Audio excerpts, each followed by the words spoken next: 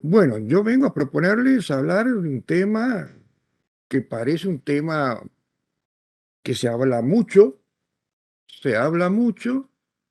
se escucha mucho, lo, lo desarrollamos desde la doctrina jurídica mucho, pero hay un déficit y hago mea culpa. No quiero aquí señalar a nadie, sino antes señalarme a mí. En eso soy muy popperiano en ese aspecto. Eh, Pasa que a veces, como entidades judiciales, y no solamente me refiero a los jueces concretamente, sino a todos los equipos que forman parte de un órgano judicial, eh, nos descuidamos, ¿no? Como que lo sabemos, pero no prestamos atención cuando tratamos temas que se vinculan con la vulnerabilidad, y especialmente cuando tratamos temas que se refieren a lo que es la cuestión de género. Y hablo de la cuestión de género y no lo voy a hablar en un sentido mm, solamente binario, sino también me voy a extender a un sentido no binario, porque muchos de los estándares que se empezaron a establecer décadas atrás y después de una gran lucha del feminismo, eh, buscando la igualdad de las mujeres, hoy también lo están siguiendo colectivos que no encajan dentro de esa visión clásica que hemos tenido y que nuestra legislación ha tenido y que recién ahora estamos visibilizando, de que en los géneros hay también cuestiones que hacen a las percepciones que como dignidad humana tienen muchos sujetos y que van más allá del esquema binario hombre y mujer. Y esto hay que tenerlo presente porque, sobre todo los que somos operadores judiciales, estamos obligados a ceñirnos más allá de nuestras ideologías, más allá de nuestros paradigmas, más allá de nuestras creencias religiosas, en lo que es las exigencias autoritativas del orden jurídico. Y hoy el orden jurídico no solamente está referido a las leyes, sino también a los principios protectores de las garantías constitucionales, coadyuvadas por el derecho internacional de los derechos humanos, y que están abriendo también a través de los estándares que se fijan, y sobre todo que se fijan por los altos tribunales, eh, que tenemos que prestar atención. Pero a veces también, ¿m? Todos somos parte de lo que es la naturaleza humana, y esa naturaleza humana nos somete a la falibilidad, ¿no? Y sobre todo en el ámbito judicial, los jueces, los jueces y operadores judiciales que trabajan en los organismos judiciales, somos de carne y hueso, somos seres humanos. El único juez semidios o que tenía algún tipo de contenido metafísico que he conocido lo ha estado en la literatura jurídica de un magnífico jurista americano que se llamó Ronald Working cuando hablaba del juez Hércules, ¿no? Como aquel juez que conocía todos los principios, todas las reglas, todos los órdenes jurídicos y que tenía siempre una sola respuesta y una sola respuesta acertada y justa. Entonces, esto es un espacio de reflexión en donde no vamos a señalarnos como culpables ni inocentes, pero entendiendo lo que tenemos que pensar, ¿m? A la hora de incorporar un enfoque. Porque de esto se trata cuando hablamos de perspectiva de género. Incorporar enfoques en donde tenemos que entender un problema que no es netamente jurídico, escapa a las respuestas solo desde el ámbito de la juridicidad, como la mayoría de los problemas que tenemos de derechos humanos. Y los que tenemos canas ya en el pelo y en la barba, nos criamos en un ámbito universitario que el positivismo jurídico duro era lo que solamente eh, era sinónimo de derecho. Todo esto empezamos a cambiarlo a partir que también nuestra Constitución fue reformada, incorporó decididamente lo que es el principio pro persona, el principio pro domine, y bueno, pero para entender lo que muchas veces pasa, entender la incorporación de la Argentina a tratados, entender los cambios constitucionales, entender los cambios legislativos, eh, seguimos pensando como positivistas duros y puros, ¿no? Vamos al texto de la normatividad. Y a veces eso, ¿por qué? Porque entendemos que los juristas trabajamos con el sistema jurídico. Y lo que tenemos que ver, que cuando se trata de derechos fundamentales, contemplados por nuestra Carta Magna como derechos explícitos, o derechos humanos, más allá del contenido de estos derechos fundamentales, pero además sumados a los derechos implícitos, pero que hace la protección de este principio rector, que es el principio pro persona o pro homine, que protege, herramienta de protección de la dignidad humana, que recién se visibiliza como un bien jurídico protegido a partir de lo que revelaron los tribunales de Nuremberg con la tragedia del genocidio en la Segunda Guerra Mundial. Porque antes la dignidad humana era una cuestión de la filosofía, de la teología, pero no era una cuestión propia de protección jurídica. Por eso se hablaba siempre de los derechos subjetivos, o lo que eran garantías, entendidas como creaciones que el Estado, a través de la Constitución, creaba para sus personas sujetas a su jurisdicción, que pueden ser nacionales o extranjeros. La Constitución argentina desde el 53, el contenido liberal, habla sobre todo de que la Constitución no es solo para los argentinos, sino para que de sus beneficios gocen también los extranjeros de buena voluntad que habitan este suelo. Entonces, eh, también eso implica que tenemos que cambiar estos límites. ¿Mm? No decir, porque leamos un tratado, lo conozcamos de memoria, no ver solamente que la respuesta viene del sistema, como alguna vez lo dijo Theodor Fiebe. Theodor Fiebe, aquel que lo estudiábamos en Introducción al Derecho, y lo que lo vemos en los cursos de posgrado, que en la década del 50 escribió un libro que inspiró a muchos otros filósofos jurídicos, hoy reconocidos, en donde revolucionó en cierto modo también las concepciones de la teoría del derecho. Decía que los juristas no estamos para resolver las cuestiones jurídicas solo mirando el sistema. Tenemos que verle el problema. Y el sistema es una herramienta para resolver los problemas humanos donde está necesita esta dignidad que tenemos todos los seres humanos.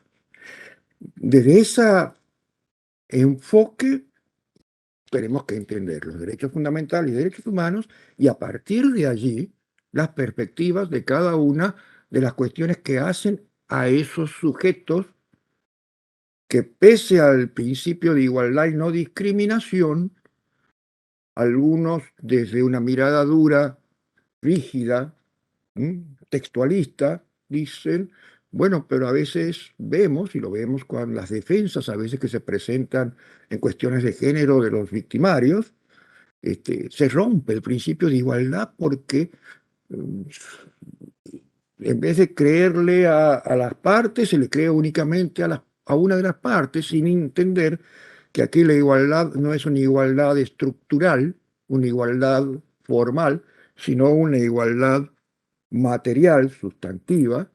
Por eso no hablamos que cuando se busca justicia en base a principios de equidad, hablemos de que puede haber una descompensación de esa igualdad lineal propia de los liberalismos del pasado, y que hoy lo vemos como acciones positivas que los estados, que buscamos esa justicia material más allá que conformar lo que dice la ley infraconstitucional o incluso alguna textualidad constitucional, tenemos que buscar dentro de esos principios que hace a una justicia efectiva, a un afianzamiento de justicia como manda nuestro preámbulo, ¿m? Más allá de lo que es la rigidez de los textos normativos. Y esa es la forma en que tenemos que poner nuestra mente, nuestros sesgos cognitivos. Por eso muchas veces hablan que los jueces tenemos sesgos de conocimiento a la hora de aplicar el derecho. ¿M? Sesgos cognitivos a veces generados por nuestra propia historia, ¿no? Ortega y Gasset, en 1919, hablando sobre los cambios que había generado en España la revolución, la segunda revolución industrial, aquel entonces, en Europa, nos hablaba de las circunstancias que como sujetos teníamos, o tenían en ese caso los españoles, y consagró una frase muy conocida que a veces solamente la tomamos desde la repetición sin entender los verdaderos alcances. Yo soy yo y mis circunstancias. Y si no salvo a ellos, no me salvo yo. Y esa creo que es una regla, sacándolo de la temática que lo aplicó Ortega y Gasset, aplicable a todos los sujetos, pero en especial a aquellos que están bajo una especial situación de vulnerabilidad. Si tomamos respecto al derecho de las mujeres, concretamente, y a la discriminación histórica por los patrones estereotipados en que la humanidad desarrolló todo su contexto histórico, entonces veamos las circunstancias que rodearon a la vida de cada una de esas mujeres, en donde nadie va a dudar de las enseñanzas que nos lega eh, los pensamientos filosóficos de Aristóteles, por ejemplo. Pero Aristóteles, eh, también teniendo cuidado de no caer en juicios anacrónicos, entendiéndolo en su contexto histórico, decía que las mujeres eran esponjosas y húmedas. ¿Eh? Y que esto lo vamos a escuchar mucho, lo aprendí de una gran filósofa argentina como Diana Mafía, que muchos de ustedes la conocen. Ya nos enseñaba. Pero ¿por qué lo decía Aristóteles? Porque en esa concepción de la polis griega donde se desarrolla Aristóteles, la idea era que el ciudadano de la polis era aquel que tenía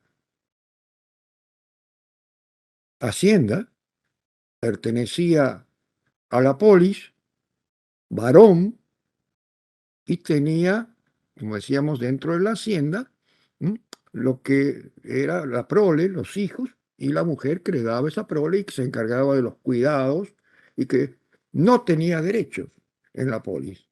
Los tenía porque pertenecía a esa hacienda, entre comillas, que era su marido, su esposo, que era el ciudadano griego. Y así lo veían todos. Por eso vamos a ver que cuesta encontrar, y si lo había, eran medio en lo que eran acciones ocultas, porque hasta se consideraban delitos que las mujeres puedan hacer otro tipo de actividad equiparable a los hombres. Eso vemos que no se reportan también en la historia religiosa del catolicismo, no se reportan papas.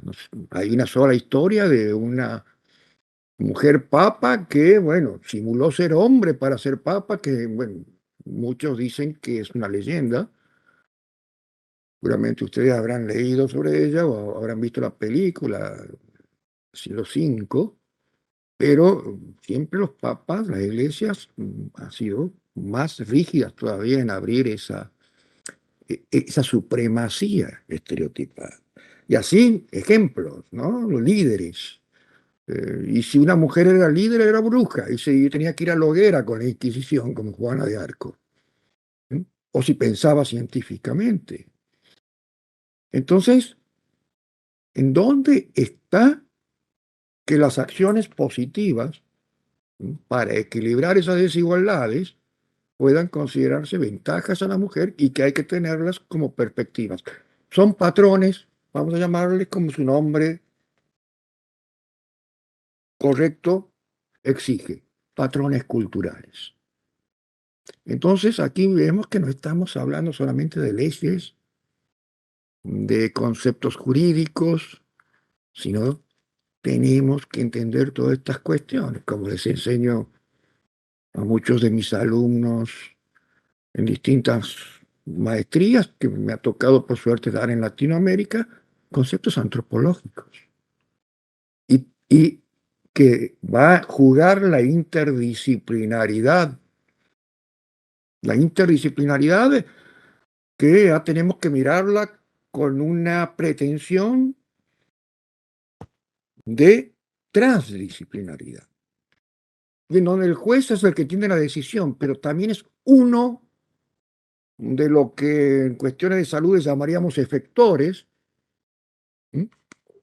De las distintas disciplinas que tienen que hacer aportes en donde se debe perder esa identidad y autonomía de disciplina, pero con todo el contenido de esas disciplinas para dar una respuesta, como decía Working, única, pero desde la interdisciplinaridad. Cuando estudiaba en Suiza, en la Universidad de Ginebra, no, estudiaba justicias restaurativas y obviamente teníamos que entender esto de la interdisciplinaridad, si no, no se puede entender lo que son justicias restaurativas. ¿Y nos llevaron a dónde? A la parte donde enseñan temas culinarios, en los grandes chefs de Europa, cocineros, que también tienen un área en la Universidad de Ginebra, y en una cocina nos enseñaron a entender lo que es una interdisciplinaridad y lo que es una transdisciplinaridad, y lo que ya también quedó en la historia, que es una multidisciplinaridad. Y nos pusieron una canasta con frutas, quien hacía las veces de nuestro profesor. Y dijo, bueno, si ustedes quieren saber qué es una multidisciplinaridad, es esto: como las distintas frutas que están en esta canasta. Están completas, ustedes distinguen bien qué es una naranja, qué es una pera, qué es una uva, qué es una manzana. Bueno, así trabajan los equipos multidisciplinarios o con técnicas de multidisciplinaridad.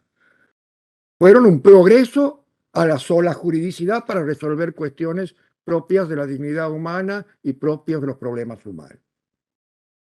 Pero quedaron este, cortos, porque como cada uno resolvía desde una autonomía total de disciplina científica, los saberes no se combinaban para dar respuestas desde todas las facetas del problema. Entonces se veía bien dónde estaba un aporte del psicólogo, pero desde su conocimiento, sin ningún tipo de interacción con el del jurista y ninguna interacción con el del pedagogo, del filósofo, del antropólogo. Entonces, ¿qué pasaba? Agarró, tomó las frutas, las cortó en pedazos, las puso dentro de una licuadora, pero las dejó ahí y dije, esto aquí pasó de ser una multidisciplinaridad a una interdisciplinaridad. Ustedes ven que los pedazos de las distintas frutas están todos mezclados entre sí. Hay más vasos comunicantes entre las distintas disciplinas y ciencias. Interactúan pero manteniendo todavía lo que es sus aspectos de contenidos científicos. Se puede distinguir dónde está el aporte de cada una de ellas.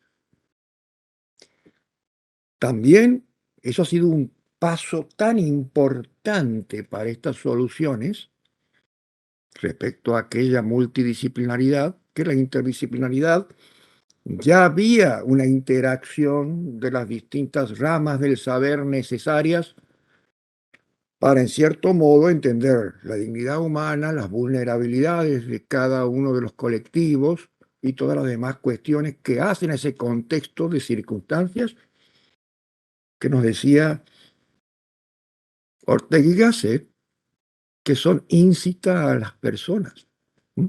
Que las personas tienen desde que comienzan su interacción con el mundo una vez que nacen, y lo van haciendo con distintos ámbitos.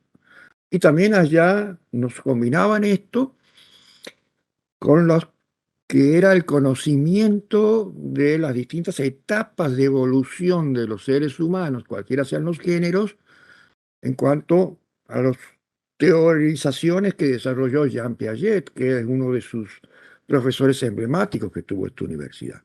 Y después prendió la licuadora y la verdad que quedó un líquido grisáceo, marrón, como cuando hacemos el famoso tutti frutti, ¿no? Que a muchos nos gusta tomar, y en donde cuando probamos, sabemos que hay, percibimos apenas la combinación de los sabores, pero cuesta establecer dónde está cada uno de los aportes de los distintos nutrientes de cada fruta. Esa es la transdisciplinaridad. Y eso es lo que hoy se debe trabajar estas cuestiones de vulnerabilidad. Y en donde cuando nos toca resolver como jueces, no creernos que nosotros somos los únicos actores que vamos a encontrar la respuesta, metiéndonos nada más que en la normatividad, estándares, porque vamos a ver que los grandes tribunales que deciden los estándares obligatorios, autoritativos, si queremos llamarle así, como los tribunales internacionales o los comités, con que con sus observaciones establecen también instrumentos normativos que en el derecho internacional público se conocen como derecho duro o hard law, porque son vinculantes y obligatorios para todos aquellos partes de tratados y sus conclusiones son tan válidas como una sentencia de un tribunal internacional. Y aquí tenemos el comité de la CEDAW, ¿m? Y la CEDAW es uno de los referentes. Pero para meterlo, esto como una introducción, un poco como para sacarnos el lente meramente juridicista y ponernos el lente de la respuesta transdisciplinaria, voy a tratar de que ustedes puedan seguir una pequeña PowerPoint que les he preparado y en donde lo queremos abordar a lo que es la perspectiva de género. Hoy les quiero hablar de la perspectiva de género y cómo es esa interacción de multinivel necesaria para que podamos decir hemos fallado con perspectiva de género. Miren, hace unos años, estando en una capacitación en Glasgow, estábamos un grupo que estábamos 44, 44 eh, abogados, nos tocó abogados, pero también había componentes de otras disciplinas, haciendo un curso sobre cuestiones de género. Y una de mis compañeras era Flora Arcelbal. Ustedes recordarán que fue directora de la Oficina de la Mujer de la Corte Suprema. Y ella me dijo, mire, recibo una invitación para que asesoremos a una diputada nacional que quiere presentar. Había sido el trágico caso de esta niña que era Micaela, y quería presentar la ley, que hoy es la ley Micaela. Me tocó la suerte de participar en ese comité de asesoramiento, en donde tuvimos que trabajar para elaborar y las discusiones que hacíamos. vamos a poner normativa, vamos a hacer una ley de muchos artículos. No, no, porque hay mucho contenido normativo internacional, nacional, de los autores, de las distintas disciplinas. Lo que pasa que pocos lo conocen en los ámbitos de decisiones cuando esto es necesario que sea contemplado. Y así nace la ley Micaela. Ustedes van a ver en el texto de los artículos, la ley Micaela habla de capacitación, meramente de capacitación, y que no tiene que ser cualquier capacitación. Yo podría decir, y con las disculpas del caso, podrá ser muy interesante los que les pueda hablar hoy. Y en esto tuve algo de participación también, por eso también, pero si es que a esta capacitación después, para que sea válida conforme los estándares de la ley Micaela, no hacemos el trámite de homologación por el Observatorio de la Mujer, podremos decir que será una capacitación de alto nivel o podrán venir los miembros del Comité de Naciones Unidas a hablarnos del tema, pero para el valor legal en la Argentina tiene que estar homologado.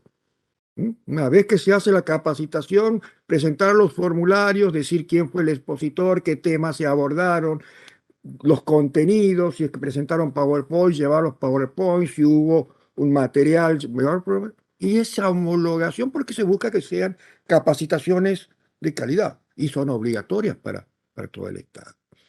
Entonces, porque a veces cuesta entender esto por una cultura jurídica que tenemos en el país y en muchos lugares de Latinoamérica, obviamente, y en el mundo, y entonces se habla mucho, pero todavía desconocemos, y hablo desconocemos y me incluyo porque yo puedo ser el expositor aquí, pero seguramente de esta capacitación y del intercambio que haga con ustedes voy a contarles una novedad. Voy a aprender mucho. Quizás voy a aprender mucho más de lo que ustedes creen que pueden aprender conmigo, porque sus historias de vida, sus conocimientos, los intercambios, es lo más importante en las capacitaciones. Y es lo más importante. Y sobre todo cuando me toca un auditorio que podríamos llamarle calificado, porque aquí hay muchos juristas que tienen títulos de grado quizás más altos que los míos, y en donde lo que hay que darle valor a que todo se mire con ojos críticos. Ojos críticos que implican que no tienen que creerle ni siquiera al que está con el uso de la palabra como expositor, ¿no? Esa es la mejor forma de aprender. Quedarse siempre con dudas y de lo que se escuche ir a verificar y ir a corroborar y también analizarlos por lo que Immanuel Kant llamaba alcanzar la ilustración. Pero no la ilustración como una cuestión de élite, sino la ilustración que hablaba Kant como uno de los principales cultores de esa corriente filosófica era que teníamos que usar nuestro propio sentido autocrítico, nuestra propia razón, no quedarnos con lo que nos digan tutores, maestros, por cuestiones de comodidad, por cuestiones de temor o por cuestiones de que no nos lleva, y preferimos consumir todo de lo que ya está estudiado y hecho, ¿no? Tenemos en cierto modo, sobre todo los que trabajamos y operamos con estas vulnerabilidades, ser verdaderos investigadores. Ese es el compromiso, porque alcanzar lo que dice allí con Rocco, perspectiva de género, implica alcanzar un enfoque de una forma de pensar que nos permita abrir un horizonte a los sesgos que por propia naturaleza falible que tenemos como seres humanos venimos desde nuestro nacimiento. Y vemos que tenemos que tomar guías. Cuando hablamos de estándares, ¿a qué nos referimos? ¿Qué es un estándar? Es una construcción. construcción hecha desde aportes científicos de la inter o transdisciplinaridad y en donde se abordan problemáticas humanas y donde se dan directrices, líneas, orientaciones como puntos de partida. Ustedes, si yo le hago una pregunta, me gustaría que me respondan. Vamos a hacer un poquito de interactividad. Cuando hablamos de estándares de la Corte Suprema o estándares de la Corte Interamericana o de los comités de aquellos tratados que la Argentina es parte, que tienen el valor como sentencias, les decía, internacional. ¿Son estándares de máxima para ustedes porque por el valor de los órganos que lo dictan? ¿Qué me responde?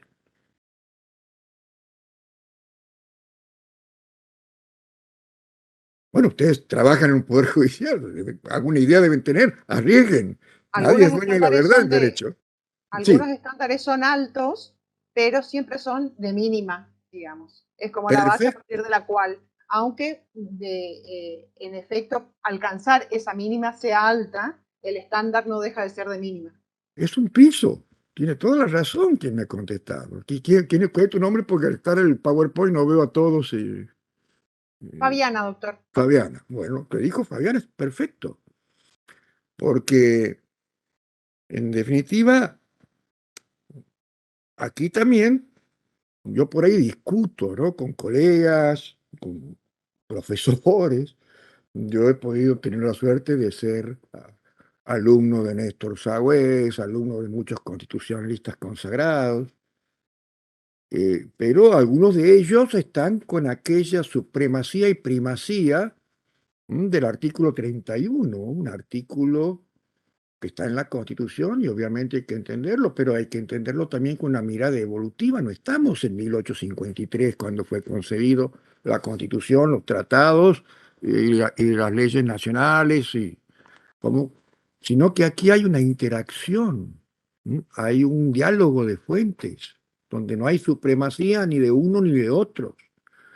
Porque, como dice Fabiana, si un estándar de la Corte Interamericana o del mismo tratado. Bueno, pero los estándares de los tratados los establecen los órganos de interpretación auténtica, no es ni lo que ustedes ni yo puedo leer, sino hay un orden autoritativo, porque lamentablemente hay muchos desacuerdos en derecho y en muchas disciplinas en donde para dirimirlos, la razón humana ha creado un orden autoritativo, ¿no? En sociedades organizadas.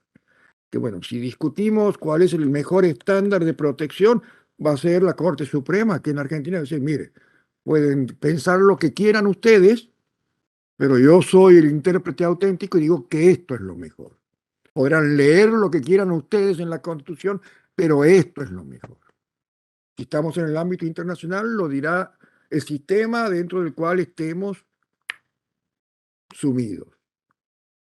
Y no nos gustará, y puede ser que después venga otra integración y diga lo contrario, sino bueno, saliendo del tema, miren lo que decía la Corte Suprema por muchos años y que le permitió a tantos jueces seguir más de los 75 años, y después un día vino otra integración y dijo, no, no, esa interpretación que hizo esa Corte de aquel tiempo, ¿no? En el caso Fay, es inconstitucional, ¿no? Y nos dejaba la sensación como que todos esos jueces que seguían y que fallaron fueran jueces que no eran de la Constitución. ¿Mm? Con el caso Gifri, ¿no? Entonces, pero así es porque tenemos un sistema falible como es nuestra naturaleza humana.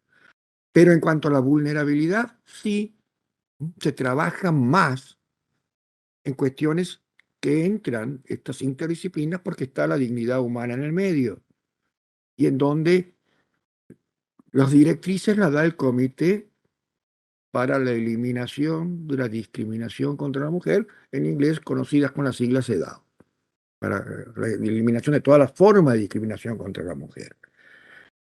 Entonces hay que buscarlo ahí. Y ustedes miran, sí, pero si la Corte Interamericana, en el caso, por ejemplo,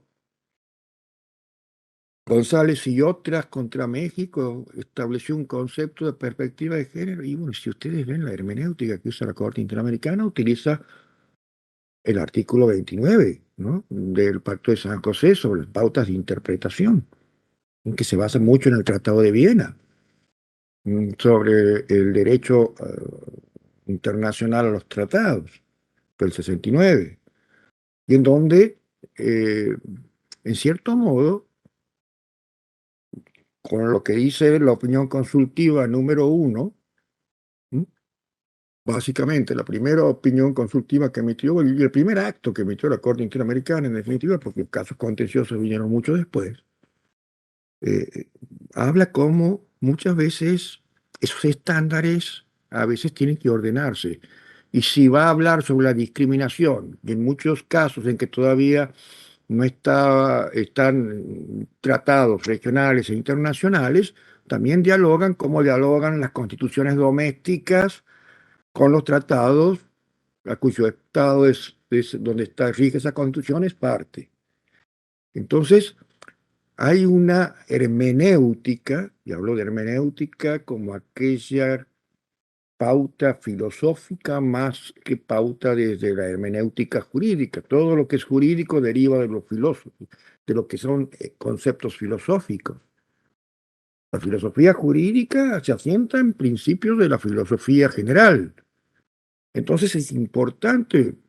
Mi maestro Rodolfo Vigo me enseñaba, y hace poco le dimos aquí la honoris causa, y compartimos un día antes una conferencia, y lo que habló es por qué los juristas y abogados tenemos que conocer mínimos contenidos de filosofía para poder entender estos conceptos, ¿no?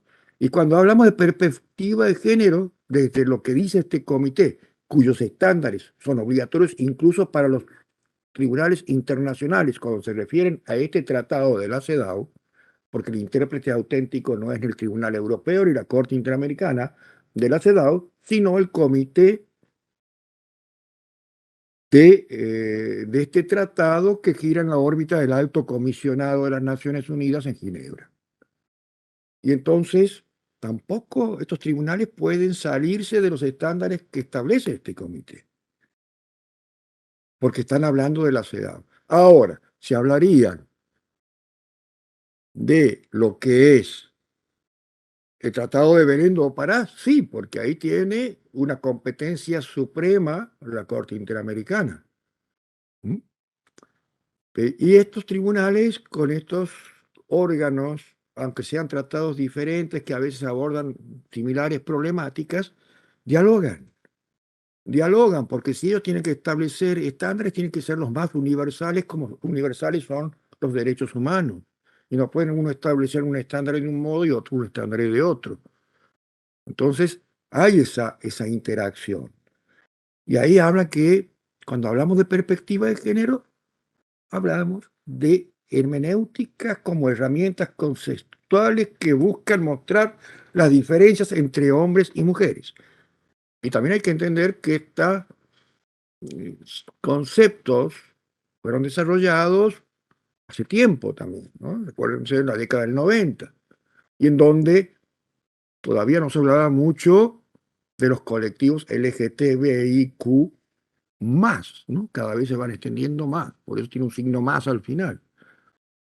Y en donde también hay que incluirlos en la actualidad, dentro de estas concepciones, no solamente entre diferencias conceptuales entre hombres y mujeres, sino que además, yo para dejar la literalidad tal cual lo dice algunos instrumentos de la CEDAW, del Comité de Derechos de las Mujeres, busca mostrar esas diferencias entre hombres, mujeres y también de los grupos no binarios, y que se dan por determinaciones biológicas, y hoy también hablamos por cuestiones de percepciones propias de la dignidad humana, sino que también por diferencias culturales asignadas a los seres humanos a lo largo de la historia.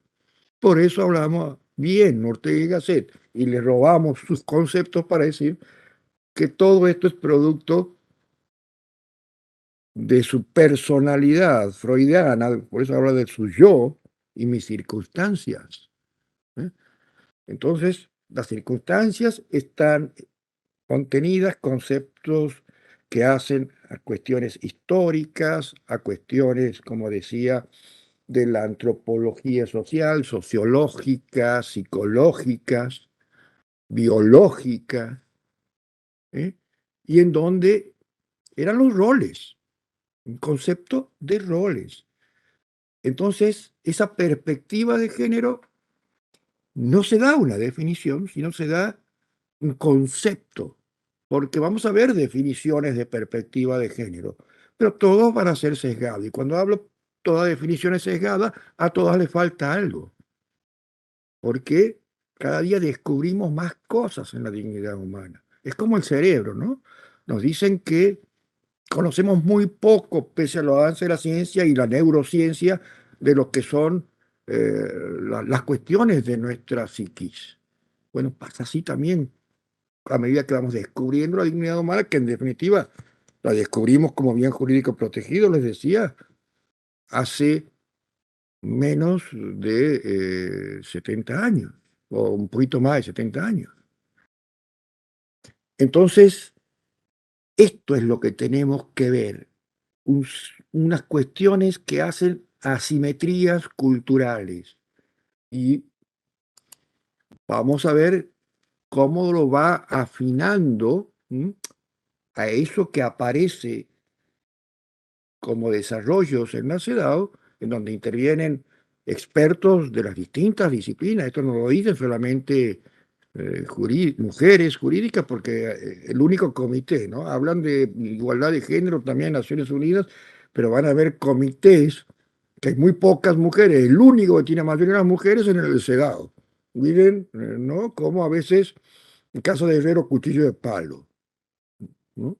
Entonces, miren qué bien va desarrollando, pero aquí le falta incluir a los grupos no binarios, que el proceso de evaluación de las consecuencias para las mujeres y los hombres de cualquier actividad planificada, inclusive las leyes, por eso nos interesa en especial a nosotros, las políticas,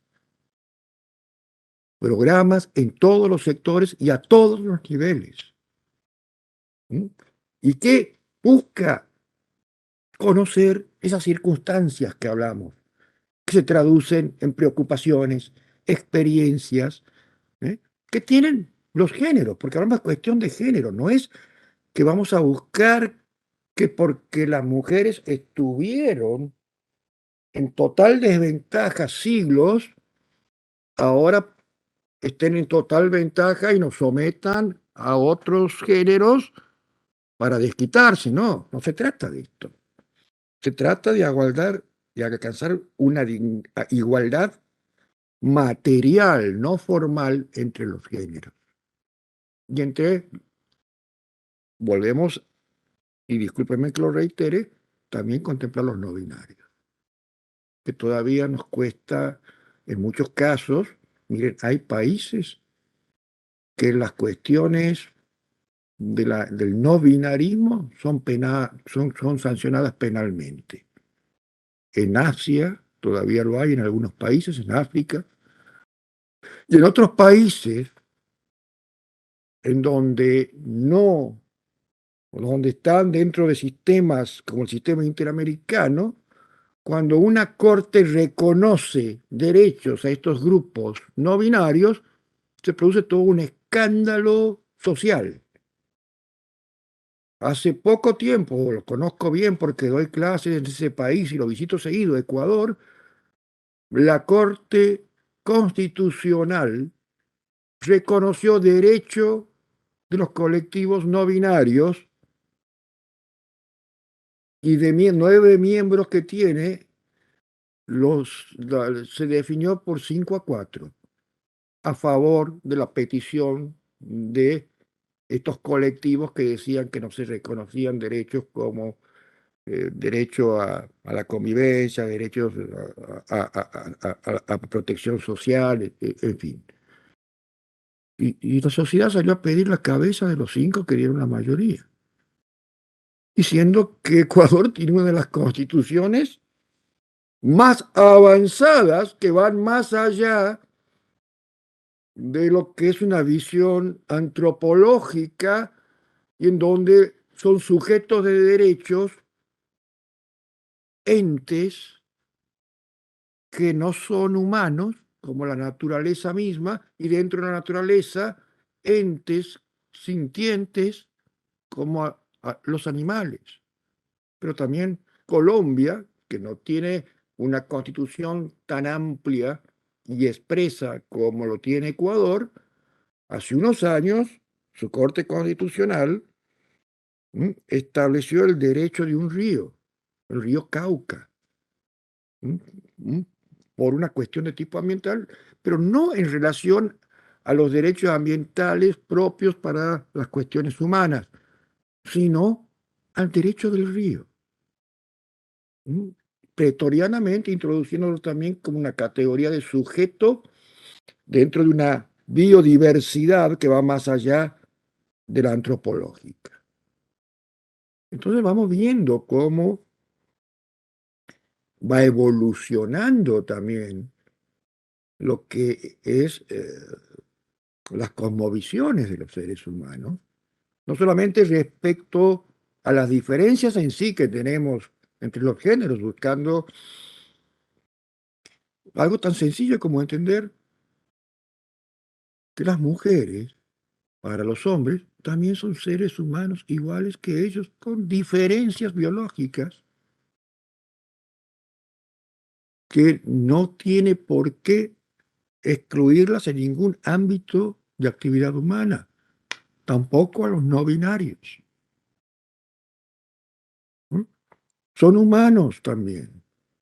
Y cuando discriminamos por estereotipos, por prejuicios y por todo otro tipo de estereotipo que podría haber, entonces no logramos lo que dice al final, un beneficio para los géneros, que es lograr una igualdad sustantiva entre los géneros. Claro, con tantos años de predominio, obviamente que había que aplicar principios de equidad.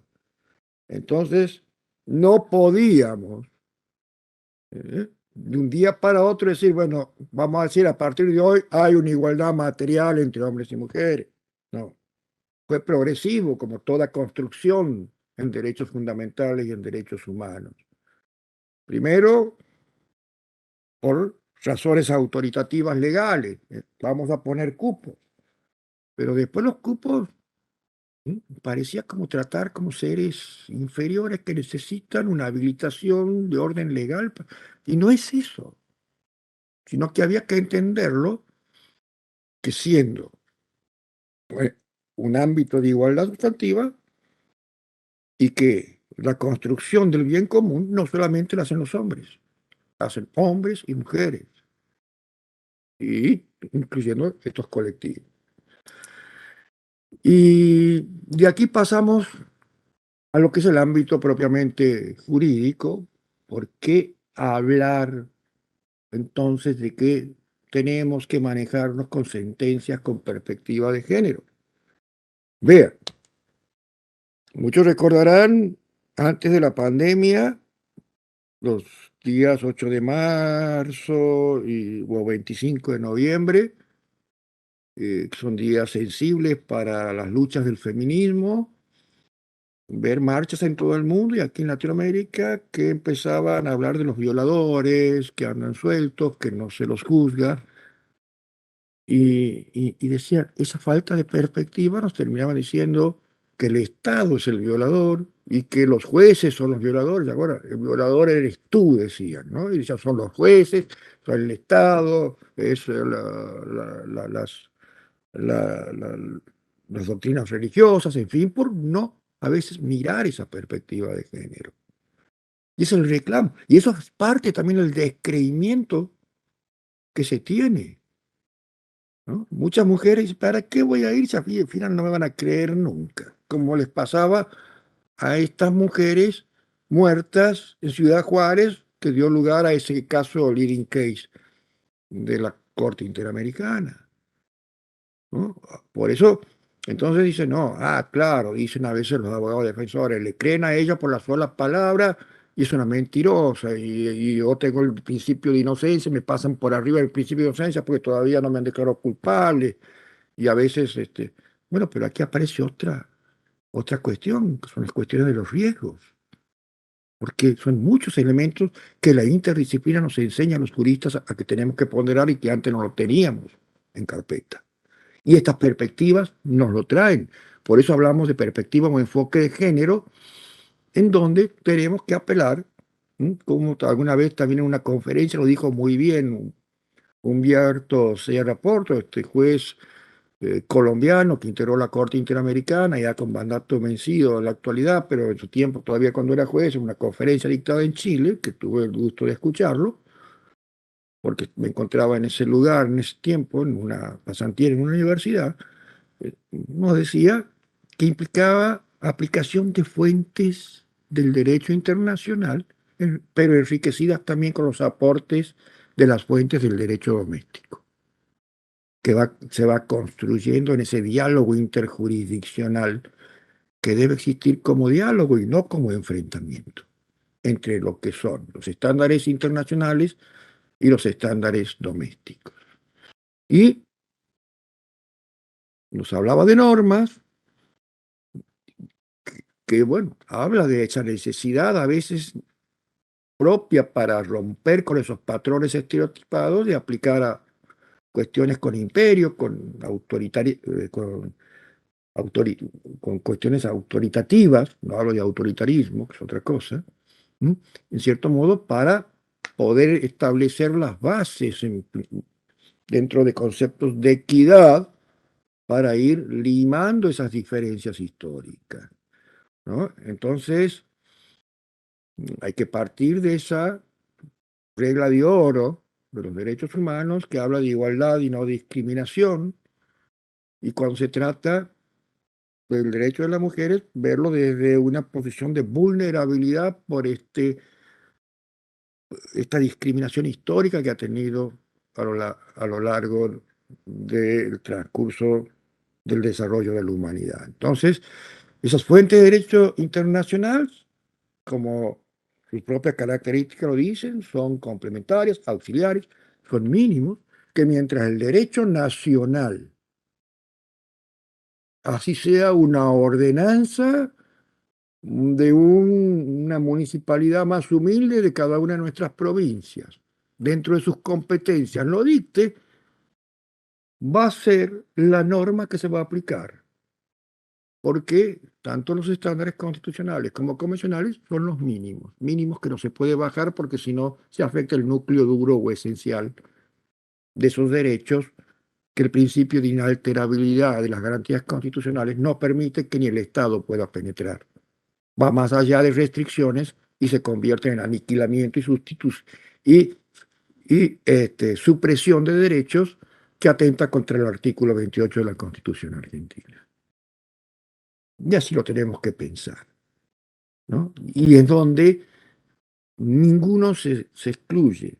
A partir de la incorporación al derecho internacional de los derechos humanos, tanto de Naciones Unidas como del ámbito regional al que pertenecemos, OEA, a los sistemas de protección de derechos humanos, entonces la pirámide jerárquica cambia. Ya no es aquella del 53, sino que hay que mirarla con un sistema de hermenéutica evolutiva que ha habido un desbordamiento de fuentes tradicionales del derecho. Es decir, por muchos siglos las fuentes del derecho han sido así, ¿no? Es estructura, constitución, tratados, no existían los de derechos humanos, eran tratados de cooperación entre países, básicamente. Esto aparece después de la Segunda Guerra Mundial. Leyes nacionales, provinciales, reglamentos, ordenanzas, en fin. Ahora no. Ahora es el principio de la norma más favorable, porque así lo marca el principio rector de protección de dignidad humana, que es el principio pro homine. ¿Mm? El desbordamiento de fuentes ha implicado que la cúspide, el vértice de la pirámide sea la norma más favorable. así sea de menor jerarquía normativa, siempre y cuando esté dentro de esos cánones y siempre y cuando sean obligatorios para el país por los compromisos que adquiere. Y vamos a ver cómo se van fijando esos estándares. Aquí voy a ponerles algunas sentencias, por una cuestión de tiempo no vamos a poder desarrollar todos. Pero, por ejemplo, ustedes léanlo directamente para que así me eviten detenerme en el tiempo y vaya haciendo comentarios al respecto. ¿Qué ve la Corte en González y otra contra Calpo Algodonero? Ve el desarrollo que hicieron dos expertas, una jurídica y otra desde la sociología, una norteamericana y otra canadiense, en donde se desarrollaron estándares que aplicó la Corte Interamericana y donde empieza a visibilizar la falta de perspectiva de género de órganos políticos, judiciales, legislativos o en definitiva, de órganos que expresan la voluntad del Estado cuando se presentaron las desapariciones de estas mujeres en Ciudad Juárez. No encontraron eco, falló el sistema nacional en todo sentido. Buscaron sus familiares protección en los tribunales, en las fiscalías, en la policía, llevaron por los recursos propios del ordenamiento jurídico mexicano, llegaron a la Suprema Corte de Justicia y nada. Las respuestas eran siempre, bueno, miren, eran mujeres, no, seguramente eran, entre comillas, de la vida fácil, o se fugaron con los novios y en la casa no los querían. Sin embargo, después encontraron sus cadáveres descuartizados. Y todo ese tiempo se perdió en la búsqueda, ¿no? O como los estándares de vulnerabilidad. En este caso, León García versus Perú no es un caso de violencia de género, es un caso de un grupo vulnerable, en este caso perteneciente a una colectividad indígena, pero donde tampoco encontró respuesta, pero da un estándar para todos los grupos vulnerables y muy aplicables en el caso de la discriminación en géneros, ¿no? Y que nos dice que ese principio de igualdad ante la ley de los tribunales, ¿m?, y la que implica no discriminar, hay que ponderar condiciones de desigualdad real para alcanzar ese principio de igualdad. Por eso hablamos de equidad y no de una igualdad lineal y estructural. ¿Mm? Hay que reconocer las deficiencias que impiden que esos sujetos y esos colectivos, por la situación en que se encuentran, no puedan, en cierto modo, tener un verdadero acceso a la justicia y una protección efectiva de sus derechos esenciales, ¿no? Entonces, dice la Corte, si no ponemos ese peso de compensación, con diversas variantes de procedimiento, no vamos a alcanzar nunca una verdadera igualdad material. Y no van a gozar de acceso a la justicia ni de debido proceso legal en condiciones de igualdad quienes están dentro de estos planos de vulnerabilidad. También el caso González Llull nos hizo conocer en Latinoamérica, aunque ya se lo venía aplicando en Estados Unidos con el tema de la discriminación racial, que es un tema grave, pero más grave era cuando también esa discriminada no era por la raza y era mujer. ¿Mm? Entonces, allí vemos que aplica estos conceptos que se desarrollaron en Estados Unidos en la década del 70 al caso de esta niña Y dice la Corte a Ecuador, vean, ustedes han sido unos insensibles como Estado, que no han comprendido que se trataba de una niña, que esa niña era pobre, que se enfermó inclusive por las circunstancias de pobreza de su familia, que fue un hospital público que no tenía las mínimas condiciones de sanitarias en cuanto a la sangre que le transfirieron a su madre y que le llevó a contagiar a esta niña antes de nacer con el VIH. Y que encima la excluyen de todos los entes educativos diciendo que podía afectar a otros niños cuando después las distintas pruebas periciales demostraron que no era así. ¿Y qué le hicieron? La privaron de educación adecuada, la privaron de distintos impactos que en cierto modo van a repercutir en el futuro en lo que son sus relaciones de pareja, en lo que es el desarrollo como niña, como mujer pobre y como mujer con discapacidad por esa enfermedad que la negligencia del Estado le causó. Interseccionalidad. Hay una intersección. Dice la Corte, ¿por qué la diferencia? Porque si alguno de estos factores no hubiera estado y hubiera sido uno solo, hubiera habido igual violaciones de derechos humanos, pero desde un enfoque distinto. Esto lo agrava, genera grados mayores de afectación y de vulnerabilidad. Y esto pasa siempre cuando se trata de violación a derechos, sobre todo de niños, personas con discapacidad y de género. Está siempre, casi siempre está presente de un modo u otro esta interseccionalidad. Y esto más nuevo, vean la fecha, y también de Ecuador, y que tengo que aprenderlo porque si no, no puedo dar clases allá. Dedillo, entonces, y quiero que después comparemos con un caso que pasó aquí en mi provincia, que les voy a decir con toda vergüenza, y donde yo soy responsable como juez de corte, ¿no? A veces de lo que hacen, bueno, hacen otros jueces o hacemos nosotros por, por soslayar estos conceptos. En este caso, esta niña se mató. Se mató por la incomprensión de la Corte Superior de Guayaquil y de las distintas instancias judiciales que intervinieron. Era un maestro que a una niña adolescente todavía no había cumplido los 14 años, creo que tenía 14 años, la violó aprovechándose porque era el director del establecimiento.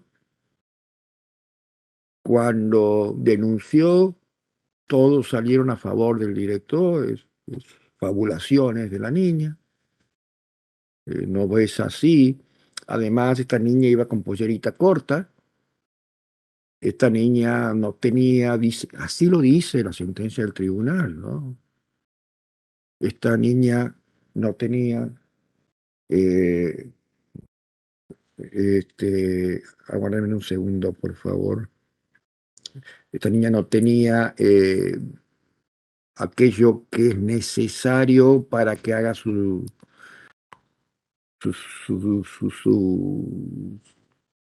doncellez, utilizaron el término doncellez. Entonces, eh, parecía que no juzgaban al victimario, sino que juzgaban a la víctima. Se comienza juzgando a la víctima vulnerable, niña, mujer, también hay sesgos de interseccionalidad y encima sometida a una circunstancia de diferencia jerárquica dentro de un ámbito educacional. Pero no, la culpa era esta chiquita que empezaron a ver que no era lo que tenía que ser el modelo estereotipado de que tenía que ser una niña de su edad, ¿no? Entonces, ¿qué dice la Corte Interamericana? Implica un juzgamiento de la víctima, conceptualmente previo a la evolución del victimario. Y es lo que pasa. Y cuando aparecen esos casos en la prensa nacional, que nos da vergüenza a todos, que tengamos colegas, jueces, que para nada se fijan en estas cuestiones. Entonces, vemos que esto de Ecuador también pasa en la Argentina y pasa en cualquier país del mundo. Y todo lo que nos falta de aprender de estándares de género. Y bueno, y si yo les pregunto, he sido 9 años integrante del Consejo de la Magistratura en mi provincia. 3 cuando era abogado, no pertenecía a la rama judicial, por el estamento de abogado. Y los restantes ya cuando he estado en la instancia judicial y momentos que he presidido esta corte, que hace 18 años que estoy. Porque aquí hay una ley que no soy muy amigo, donde el presidente del Superior Tribunal es el presidente del Consejo de la Magistratura, juez y parte, desde mi punto de vista, pero bueno, es lo que hay, como decimos, y encima está en nuestra Constitución. Entonces, vemos que aquí la víctima es la juzgada. Eso pasó en el tema de Ciudad Juárez también, el caso Campo Algodonero. Eso pasó en distintos otros antecedentes que hay en el sistema interamericano. Y bueno, ¿y usted aplica perspectiva de género? Sí. ¿Y cómo hace para, en cierto modo, graficar o interiorizarse sobre la perspectiva de género? Y bueno, yo la aplico, y se conoce los estándares de la Corte Interamericana. La verdad es que no, he visto que hay algunos fallos por ahí, pero no. Ah, bueno, pero yo aplico perspectiva de género. Porque me fijo en los problemas de la mujer. Ah, pero otro va a tener que aplicar en sentencias. Conoce los fallos que fija la Corte Suprema de Justicia aquí, vinculada a cuestiones de las posiciones de estándares de protección de los derechos a una vida libre de violencia a las mujeres. Y sí, pero no me acuerdo de este momento, pero sí, alguna vez leí. Entonces eso no sirve para nada, para absolutamente nada. Por eso necesitamos una ley que nos diga, ustedes, así sea el presidente de la nación, sea el presidente de la Corte Suprema, sea el presidente del tribunal de una provincia superior, tiene que hacer los cursos obligatoriamente. Así sea profesor en la universidad, así sea legislador, o sea lo que sea. Porque si no pasan estas cosas. Y después tenemos el tema de por qué me preocupa tanto el colectivo LGTBI, también cuando hablamos de género, porque este también es un fallo en plena pandemia del 2021, del año pasado, tiene apenas un año y unos meses, conocido como Vicky Hernández contra Honduras, donde también era una persona trans, y en donde dice expresamente y fija como estándar la Corte Interamericana que todos los estándares de acciones positivas que deben aplicar los estados respecto a las mujeres, también lo deben aplicar a los grupos LGTBIQ+, dentro de sus particularidades propias, ¿no? Entonces, ahí también está hablando, como en su tiempo habló de lo que pasó en Ciudad Juárez, y cómo no la discriminaron por su condición, por su por motivos, y lo dice con nombre propio, por motivos de género y en razón de su expresión de género o su identidad de género. Entonces, también esas son cuestiones de género, no nos confundamos.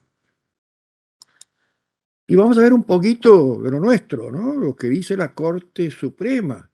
Bueno, el caso Góngora casi todos lo conocen, aunque algunos autores, algunas jurisdicciones como de la Ciudad Autónoma de Buenos Aires, sobre todo el Ministerio Público, están en contra del estándar de la Corte Suprema, entienden que se tiene que aplicar medidas alternativas a las cuestiones de género, y sí, entiendo que dependerá hasta qué punto, pero la Corte nos dijo, por ahora, hasta que no tengamos en claro las cosas, entonces hay que prevenir, investigar y sancionar la violencia de género, la única forma de sancionar, aplicándole condena y pasando por un juicio. Así lo dijo en 2003. Y después, más en el tiempo, también siguió estableciendo estándares, algunos incluso más de mayor protección que los mismos de la Corte Interamericana, donde nos dice, como este caso RC sobre recursos extraordinarios, lo que los que son, digamos, consultores y hacen seguimientos del comité de expertos del mecanismo de la Convención de Belén do Pará, recomienda a los tribunales que, tomando también estándares de la Corte Interamericana, entender que la declaración de la víctima es crucial. No quiere decir que alguna excepción haya alguien que sea víctima y que pueda ser una falsa víctima. Lo puede haber, pero tenemos que partir de la veracidad de los hechos denunciados, siempre partiendo que lo que dicen, aunque todavía no tengamos los elementos,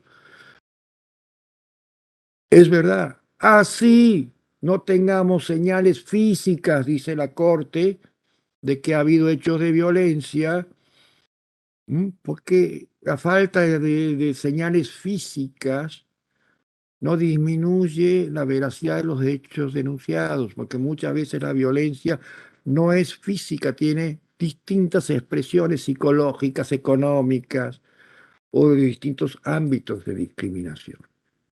Y eso también hay que entenderlo, ¿ves? ¿No? Porque ahora ahí vemos fallos. No, la prueba del forense dice que no tiene ninguna señal en el cuerpo de violencia, no estaba sometida a un círculo de violencia. Y claro, pero capaz que la violencia que decía no era ese tipo de violencia. La misma Convención de Belén do Pará nos habla de 7 categorías y lo dice de modo enunciativo, no taxativo. Y así vemos también otras formas de discriminación que parecerían atípicas, en este caso también de hace poco tiempo, caso CC, que era una cuestión que no la dejan participar como querellante en una cuestión penal y en donde aduce que ha habido cuestiones de género y dice, no, esto no tiene nada que ver, pum, fuera. Y obviamente llegó la defensa técnica de esta mujer, no se, no se conformó con eso, y la Corte llegó a decir que excluir del proceso basado en una interpretación excesivamente formal, ¿m? Que desatendió los derechos de acceso a la justicia y la tutela judicial efectiva que protege a las mujeres, fue una violación constitucional para hacer lugar a un recurso extraordinario. Tomó el dictamen de la Corte, adhirió al dictamen del Procurador Fiscal. Entonces vemos también ese diálogo que hay con estándares entre el sistema nacional y el sistema internacional, ese diálogo de fuentes, ese sistema multinivel que no solamente es de fuentes jurídicas internacionales y nacionales, sino también que lo es de cuestiones que hacen aquellos parámetros de interdisciplinaridad de aspectos culturales que les hablábamos anteriormente. Y voy a ir pasando rápido porque se va el tiempo y uno no se da cuenta. Vean lo que resolvió un juez, un ponente de un tribunal de juicio oral, ¿no? Y miren si no hay coincidencia al caso de Ecuador, que le hice ver hace un rato, de esa niña, ¿no? Y se empezó a juzgarla a la víctima, ¿no? Le metió 36 puñaladas, de las cuales la mató la última, las otras eran para hacerla sufrir. Y la última le atravesó la garganta y le dejó el cuchillo. Pero como era el monaguillo de la iglesia, él era una persona formada en una familia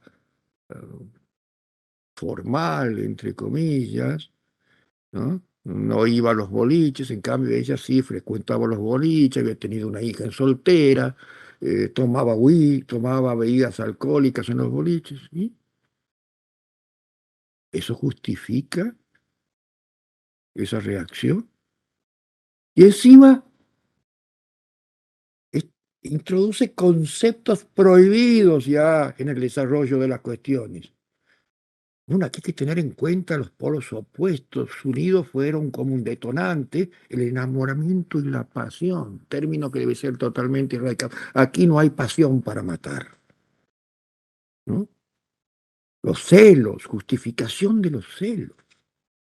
Esto es un fallo de no hace mucho tiempo. Está en la Corte Suprema, ¿no? Estoy esperando que salga,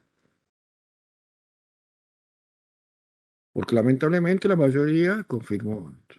Pero me parece un despropósito total en donde se nos cae toda la estructura de la ley Micaela. Pero ven, pasó en Ecuador, en una alta corte, pasa en nuestros tribunales, han pasado en Buenos Aires, no sé, no conozco bien la jurisprudencia de Misiones, pero seguramente habrán tenido casos así también. En Tucumán ha habido ya 2 jueces destituidos por falta de perspectiva de género. ¿Mm? Vemos en la provincia de Buenos Aires, en la Patagonia, en fin, siempre están presentes donde miren que no se quedan ahí nomás.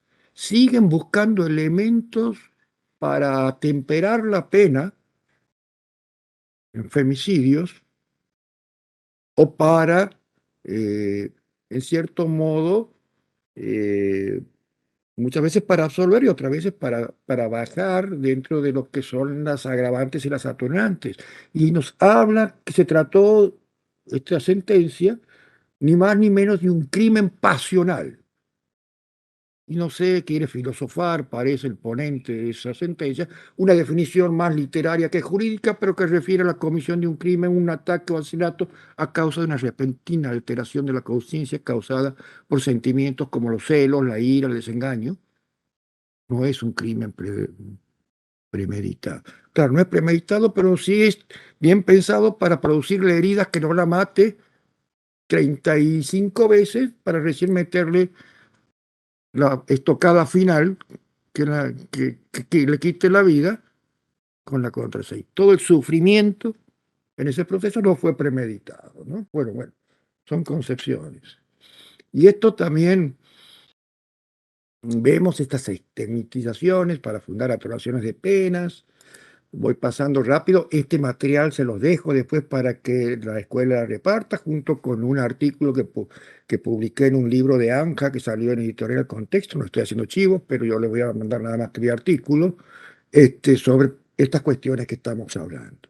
Y lo que sí me interesa es esto, ¿no? Entre mis pasantías que hice en Estados Unidos, pude llegar a conocer estas experiencias que muchas veces hacen los norteamericanos y profundizan, que estoy tratando de hacerlo aquí en mi jurisdicción, ¿no? En forma anónima, para determinar los sesgos estereotipados de quienes intervienen como operadores en estas cuestiones y estas conclusiones que en un estudio que se hizo en Estados Unidos con 50 jueces y juezas, 70% jueces estaudales y el 30%, ahí me ha faltado una E, jueces federales, pero también dentro de esa pauta, y hoy que está también avanzando tanto en la Argentina, público apto para ser elegido jurado, que